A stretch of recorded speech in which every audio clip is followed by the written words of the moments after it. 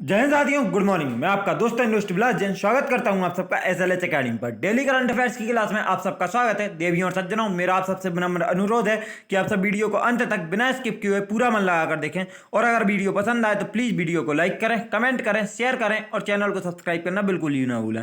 साथ ही दोस्तों bell icon press कर लें, जिससे आपको हमारी लेटेस्ट नोटिफिकेशन तुरंत मिलती जाए। दोस्तों याद रखें, वीडियो अंत तक इसलिए देखें क्योंकि आज 10 नहीं 15 क्वेश्चन है, और आज डिटेलिंग थोड़ी कम करेंगे क्योंकि हमें वहां से एक 15 क्वेश्चन कवर करने हैं अपने। अब आपका ज्यादा समय ना लेते हुए देखते हैं आज का पहला प्रश्न। आज का पहला प्रश्न है, हाल ही में भारत, फ्रांस और किस देश ने पहली त्रिपक्षीय वार्ता का आयोजन किया? आपके ऑप्शन है ए जापान, बी चीन, सी पाकिस्तान और डी ऑस्ट्रेलिया। तो दोस्तों आपको बता दें, हाल ही में भारत, फ्रांस और ऑस्ट्रेलिया ने पहली त्रिपक्षीय वार्ता का आयोजन किया है। दोस्तों G7 विदेश मंत्रियों की बैठक के अवसर पर लंदन यूके में पहली बार भारत, फ्रांस, ऑस्ट्रेलिया त्रिपक्षीय विदेश मंत्री स्तरीय वार्ता आयोजित की गई थी। इस बैठक में भारत के विदेश मंत्री डॉक्टर एस जयशंकर, यूरोप और विदेश मामलों के लिए फ्रांस मंत्री श्री जीन यवेस ले ड्रियान और ऑस्ट्रेलिया के विदेश मंत्री सीनेटर मॉरिस पायने ने भाग लिया। दोस्तों नजर डालें अगर ऑस्ट्रेलिया की तरफ, तो आपको बता दें यह दक्षिणी गोलार्ध में स्थित है तथा ऑस्ट्रेलिया की राजधानी कैनबरा है। ऑस्ट्रेलिया की मुद्रा डॉलर, ऑस्ट्रेलिया के सम्राट एलिजाबेथ द्वितीय और तथा ऑस्ट्रेलिया के गवर्नर जनरल क्विंटन ब्राइस हैं, और साथ ही प्रधानमंत्री वर्तमान में ऑस्ट्रेलिया के स्कॉट मॉरिसन है। दोस्तों याद रखें, ऑस्ट्रेलिया अकेला एक ऐसा भूखंड है जिसे हम महाद्वीप भी बोलते हैं, जो कि दुनिया का सबसे छोटा महाद्वीप है। कुछ इसे भूगोलवादी इसे द्वीप भी बोलते हैं, तो कहते हैं दुनिया का सबसे बड़ा द्वीप है, और यह एक राष्ट्र भी है। तो एकमात्र ऐसा भूखंड है जिसे महाद्वीप, द्वीप और राष्ट्र बोल सकते हैं। दोस्तों याद रखें, यह दुनिया का, इस पृथ्वी का सबसे छोटा महाद्वीप है। देखते हैं आज का अगला प्रश्न। आज का अगला प्रश्न है, गीता मित्तल को हाल ही में किस पुरस्कार से सम्मानित किया गया? आपके ऑप्शन है ए लाइक एंड पैच ग्लोबल विजन पुरस्कार, बी मार्गरेटरी ग्लोबल पुरस्कार, सी पद्मश्री पुरस्कार और D international association of women जज।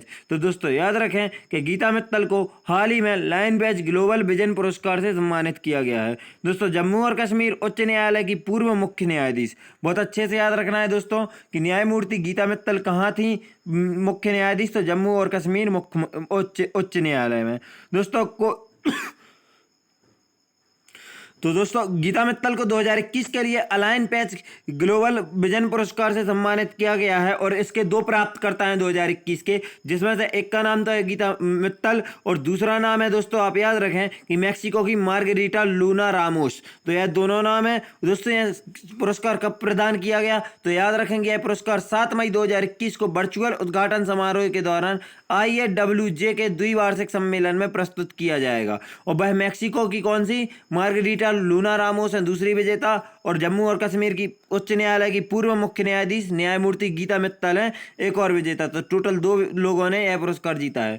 दोस्तों नजर डालेंगे इंटरनेशनल एसोसिएशन ऑफ वुमेन जज की तरफ, तो इंटरनेशनल एसोसिएशन ऑफ वुमेन जज के अध्यक्ष बेंसा रुइज हैं, तथा इसकी स्थापना 1991 में हुई थी, और इसका मुख्यालय वॉशिंगटन DC USA में है। देखते हैं आज का अगला प्रश्न। आज का अगला प्रश्न है, सीरम इंस्टीट्यूट यूके में अपने वैक्सीन कारोबार का विस्तार करने के लिए कितने मिलियन पाउंड का निवेश करेगा? आपके ऑप्शन है 100 million pound, B 140 million pound, option C 200 million pound और ऑप्शन डी 240 मिलियन पाउंड। तो दोस्तों आपको बता दें, सीरम इंस्टीट्यूट यूके में अपने वैक्सीन कारोबार का विस्तार करने के लिए 240 मिलियन पाउंड का विस्तार करेगा, दोस्तों निवेश करेगा। सीरम ने कोडाजेनिक्स इंक के साथ साझेदारी से मैं पहले ही यूके में कोरोना वायरस के लिए एक खुराक वाले नेशनल वैक्सीन के लिए पहले चरण में परीक्षण शुरू कर दिया है। यह स्वास्थ्य और प्रौद्योगिकी जैसे बढ़ते क्षेत्रों में यूके में नए भारतीय निवेश के 533 मिलियन पाउंड का हिस्सा था। SII serum institute of India की स्थापना 1966 में संस्थापक थे इसके सायरस पूनावाला, जो कि आधार पूनावाला के पिता थे, और आधार पूनावाला वर्तमान में इसके CEO हैं SII के। और यह कंपनी से कब जुड़े? तो याद रखें कि यह 2001 में सीरम इंस्टीट्यूट ऑफ इंडिया में शामिल हुए और 2011 में CEO बने। बहुत अच्छे से याद रखें दोस्तों, सीरम इंस्टीट्यूट ऑफ इंडिया की स्थापना कब हुई है? 1966, और इसका मुख्यालय कहाँ है? तो मुंबई महाराष्ट्र में। देखते हैं आज का अगला प्रश्न। आज का अगला प्रश्न है, New York city international film festival में अनुपम खेर ने किस फिल्म के लिए बेस्ट एक्टर का अवार्ड जीता है? तो दोस्तों सबसे पहले तो क्वेश्चन से ही याद रख लें कि New York city international film festival festival में बेस्ट एक्टर का अवार्ड अनुपम खेर को दिया गया है। अब आपके ऑप्शन है A a Wednesday, B happy birthday, C daddy और डी बेबी। तो दोस्तों याद रखें कि New York city international film festival में अनुपम खेर ने हैप्पी बर्थडे मूवी के लिए बेस्ट एक्टर का अवार्ड जीता है। दोस्तों अनुपम खेर ने New York city international film festival में शॉर्ट फिल्म हैप्पी बर्थडे में अपने अभिनय के लिए सर्वश्रेष्ठ अभिनेता का पुरस्कार जीता। फिल्म का निर्देशन प्रसाद कदम ने किया और FNP मीडिया की तरफ से इसे बनाया गया है। दोस्तों नजर डालेंगे अगले प्रश्न की तरफ। तो अगला प्रश्न है आज का, सीमा सड़क संगठन 61वां संस्था स्थापना दिवस कब मनाया गया? आपके ऑप्शन है ए 5 मई 2021, बी 6 मई 2021, सी 7 मई 2021 और डी 8 मई 2021। तो दोस्तों याद रखें सीमा सड़क संगठन का 61वां स्थापना दिवस 7 मई 2021 को मनाया गया। दोस्तों सीमा सड़क संगठन मतलब BRO बॉर्डर रोड ऑर्गेनाइजेशन का गठन 7 मई 1960 को किया गया था, जिसका मुख्य उद्देश्य भारत की सीमा और भारत के उत्तरी और पूर्वोत्तर राज्यों के दूर दराज के क्षेत्रों में बुनियादी ढांचे को विकसित करना था। 7 मई 2021 को BRO ने अपना 61वां स्थापना दिवस मनाया।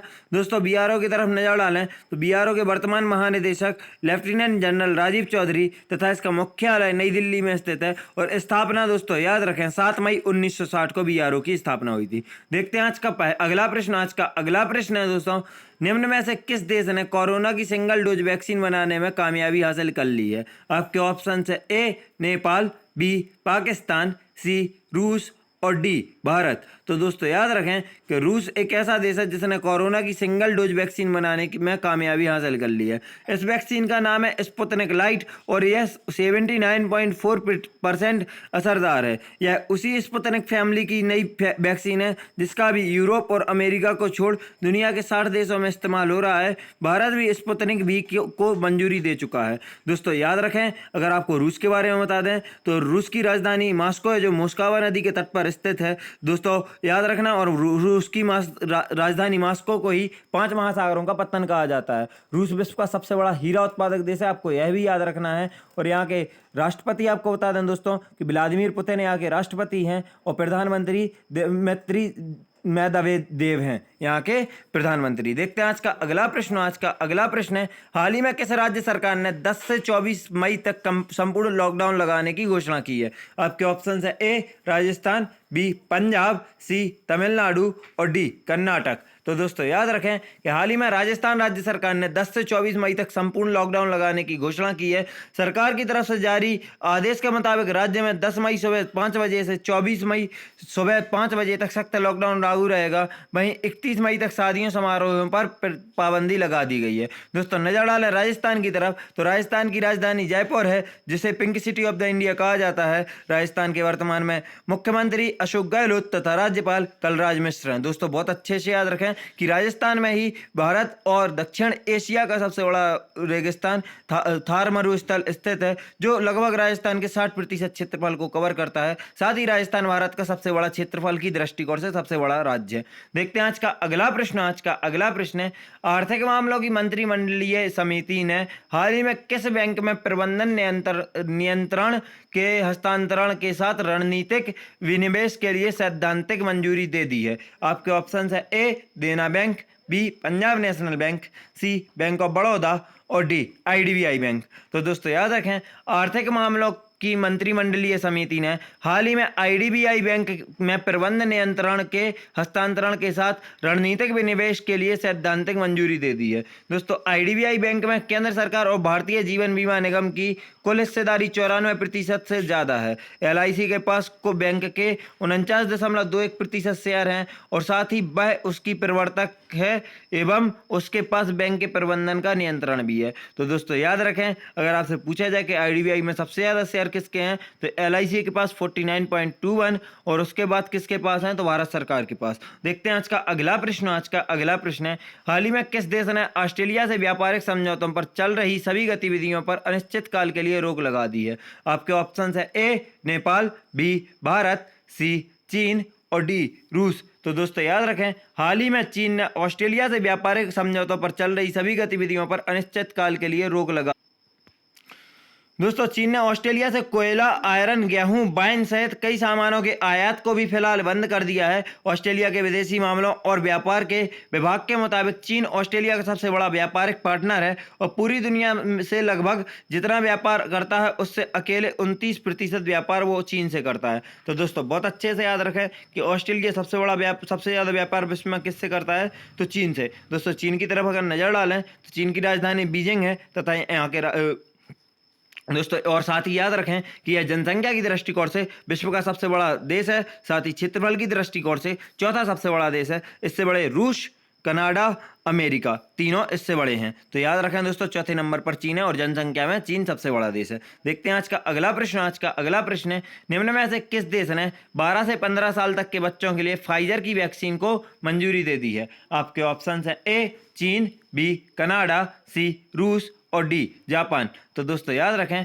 कि हाल ही में 12 से 15 साल तक के बच्चों के लिए फाइजर की वैक्सीन को मंजूरी देने वाला पहला देश कनाडा बन गया है। दोस्तों बच्चों के लिए मंजूरी पाने वाली यह दुनिया की पहली वैक्सीन कोरोना वैक्सीन है। इससे पहले यह वैक्सीन 16 से ज़्यादा उम्र वालों को लगाई जा रही थी। कनाडा में यह वैक्सीन 12 से 15 साल तक के बच्चों को लगाई जाएगी। दोस्तों ध्यान रखें कनाडा की राजधानी ओटावा है। तो आप बहुत अच्छे से याद रखें कि कनाडा की राजधानी क्या है, ओटावा। और कनाडा और अमेरिका के बीच में क्या सीमा बनाती है, प्राकृतिक सीमा कौन सा अक्षांश बनाता है, तो 49 डिग्री उत्तरी अक्षांश। बहुत अच्छे से याद रखें। देखते हैं आज का अगला प्रश्न है किस राज्य सरकार ने हाल ही में कोरोना रोगियों के लिए आयुर्वेदिक टेलीमेडिसिन सुविधा शुरू की है। आपके ऑप्शन है ए पंजाब, बी केरल, सी कर्नाटक और डी हरियाणा। तो दोस्तों याद रखें कि हाल ही में हरियाणा राज्य सरकार ने कोरोना रोगियों के लिए आयुर्वेदिक टेलीमेडिसिन सुविधा शुरू की है। दोस्तों राज्य के स्वास्थ्य मंत्री अनिल विज ने बहुत अच्छे से याद रखें दोस्तों कि यहाँ के स्वास्थ्य मंत्री कौन है, तो अनिल विज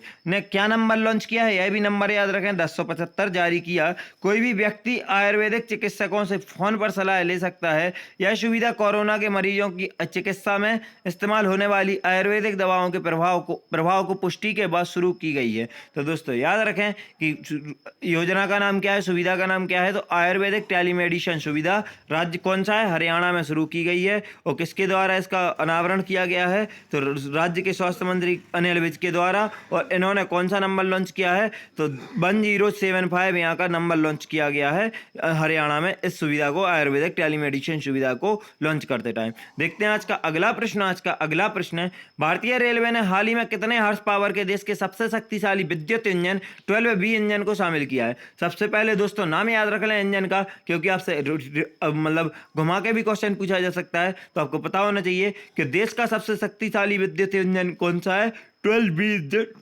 देश का सबसे शक्तिशाली इंजन है। दोस्तों अब आपके ऑप्शन है A 5000 horse power, B 7000 horse power, C 12000 horse power और डी 15000 हॉर्स पावर। तो दोस्तों याद रखें भारतीय रेलवे ने हाल ही में 12000 हॉर्स पावर के देश के सबसे शक्तिशाली विद्युत इंजन 12B इंजन को शामिल किया है। दोस्तों भारतीय रेलवे ने मेड इन इंडिया के तहत भारत का सबसे शक्तिशाली विद्युत इंजन 12000 हॉर्स पावर के इंजन 12B इंजन को शामिल किया है, जिसे मेक इन इंडिया कार्यक्रम के तहत बनाया गया है। इस लोकोमोटिव का निर्माण मधेपुरा इलेक्ट्रिक प्राइवेट लिमिटेड ने किया है। बहुत अच्छे से नोट कर लें दोस्तों, अगर आपसे पूछा जाए कि कहाँ निर्माण किया गया है 12B इंजन का, तो आपको पता होना चाहिए मधेपुरा इलेक्ट्रिक प्राइवेट लिमिटेड द्वारा इसका निर्माण किया गया है, जो कि भारत का सबसे पावरफुल शक्तिशाली विद्युत इंजन है। और यह इसका नाम क्या है, 12B इंजन। और कितने हॉर्स पावर का है, तो 12000 हॉर्स पावर का है। यह पॉइंट इस क्वेश्चन से बहुत अच्छे से याद रखना दोस्तों, क्वेश्चन बन सकते हैं। देखते हैं आज का अगला प्रश्न है निम्न में से किस एरोस्पेस कंपनी ने पहली बार विस्फोट के बिना स्टारशिप SN-15 को सफलतापूर्वक लैंड किया है। आपके ऑप्शन है ए इसरो, बी ईसा, सी नासा और डी स्पेसएक्स। तो दोस्तों आपको बता दें स्पेसएक्स एरोस्पेस कंपनी ने पहली बार विस्फोट के बिना स्टारशिप SN-15 को सफलतापूर्वक लैंड किया है। दोस्तों स्पेसएक्स एरोस्पेस कंपनी ने पहली बार विस्फोट के बिना स्टारशिप SN-15 को सफलतापूर्वक लैंड किया है। स्टारशिप SN-15 विश्व का पहला ऐसा स्टारशिप प्रोटोटाइप बन गया है जो अपनी परीक्षण उड़ान के दौरान नष्ट नहीं हुआ। बहुत अच्छे से याद रखें दोस्तों, कौन सा, स्टारशिप SN-15 ऐसा पहला स्टारशिप प्रोटोटाइप बन गया है जो अपने परीक्षण के समय नष्ट नहीं हुआ। दोस्तों याद रखें, आपको स्पेसएक्स के बारे में बता दें तो स्पेसएक्स की स्थापना 2002 में हुई थी। इसका मुख्यालय कैलिफोर्निया अमेरिका में है तथा इसके वर्तमान में CEO एलन मस्क है। देखते हैं आज का अगला प्रश्न है AINIRC नेता एन रंगनास्वामी ने हाल ही में किस केंद्र शासित प्रदेश के मुख्यमंत्री के पद की शपथ ली है? आपके ऑप्शन है ए दिल्ली, बी लक्षद्वीप, सी दादरा एवं नगर हवेली और डी पुदुचेरी। तो दोस्तों याद रखें, AINRC नेता एन रंगनास्वामी ने हाल ही में पुडुचेरी के जो कि केंद्र शासित प्रदेश है मुख्यमंत्री के पद की शपथ ली है। दोस्तों वे चौथी बार पुडुचेरी के मुख्यमंत्री बने हैं, तो यह बहुत अच्छे से याद रखना क्योंकि ऐसे क्वेश्चन बनते हैं। जैसे अभी देखा कि ममता बनर्जी पश्चिम बंगाल की तीसरी बार मुख्यमंत्री बनी और क्वेश्चन बना था, तो आप यह भी याद रखें कि एन रंगनास्वामी पुडुचेरी के चौथी बार मुख्यमंत्री बने हैं। उन्होंने ईश्वर को साक्षी मानकर तमिल भाषा में पद की शपथ ली और वे पुडुचेरी के राजनीति के जाने माने व्यक्ति हैं। देखते हैं आज का आखिरी प्रश्न है मेघन मार्कले बच्चों की पुस्तक द बेंच का विमोचन किस तारीख को करेंगी? आपके ऑप्शन है ए 28 मई 2021, बी 8 मई 2021, बी 8 जून 2021, सी 15 जून 2021 और डी 28 जून 2021। तो दोस्तों याद रखें कि मेघन मार्कले बच्चों की पुस्तक द बेंच का विमोचन 8 जून 2021 को करेंगी। दोस्तों यह पुस्तक कविता से प्रेरित थी जो उन्होंने अपने पति प्रिंस हैरी को उनके पहले फादर्स डे पर बेटे आर्ची के पिता के रूप में लिखी थी। क्रिश्चियन रॉबिन्सन द्वारा वाटर कलर इलेक्ट्रीशियन वाली पुस्तक एक कविता के रूप में शुरू हुई थी। दोस्तों याद रखें कि मेघन मार्कले द्वारा लिखी गई है द बेंच पुस्तक लिखी गई है। यह क्वेश्चन सिर्फ इसीलिए डाला कि आप इसको इनडायरेक्टली कनेक्ट कर सकें, क्योंकि बहुत बार यही होता है बुक का नाम देकर लेखक का नाम पूछा जाता है, तब आपको नहीं पता होता है विमोचन की तारीख पूछे या ना पूछे, लेकिन लेखक का नाम पूछते हैं। तो आप बहुत अच्छे से याद रखें द बेंच नामक पुस्तक किसके द्वारा लिखी गई है? मेघन मार्कले के द्वारा। दोस्तों हमारी वीडियो यहीं समाप्त होती है और सॉरी आज डिटेलिंग कम थी, क्योंकि अगर हम पूरे ऑप्शंस के साथ डिटेल करते तो आज ऑलमोस्ट 8 से 10 क्वेश्चन ऐसे थे जो एक्स्ट्रा डिटेल्स के बनते और ऐसा ऐसा हमारा 40 मिनट से ऊपर हो जाता। दोस्तों हमारा लक्ष्य होता है 20 मिनट के अंदर आपको ज़्यादा से ज़्यादा करंट अफेयर्स प्रोवाइड करना। राज्य और देशों का क्या है दोबारा नाम आएंगे मैं आपको बता दूंगा। वीडियो को अंत तक देखने के लिए आप सभी का धन्यवाद। अगर वीडियो पसंद आई है तो प्लीज़ वीडियो को लाइक करें, कमेंट करें, शेयर करें और चैनल को सब्सक्राइब करना बिल्कुल ही ना भूलें। साथ ही बेल आइकन प्रेस कर लें जिससे हमारी लेटेस्ट नोटिफिकेशन आपको तुरंत मिलती जाए। दोस्तों वीडियो को अंत तक देखने के लिए धन्यवाद। अगर आपको इस क्लास की PDF चाहिए तो आप हमारे SLS अकेडमी चैनल टेलीग्राम पर चैनल है जो उसे ज्वाइन कर लें। और अगर आप हमसे social media like Facebook, Instagram, Telegram पर भी जुड़ना चाहते हैं तो आप हमारे डिस्क्रिप्शन बॉक्स से हमें फॉलो कर सकते हैं, लिंक डली हुई है। वीडियो को अंत तक देखने के लिए एक बार फिर से धन्यवाद। जय हिंद, जय भारत, आपका दिन मंगलमय हो।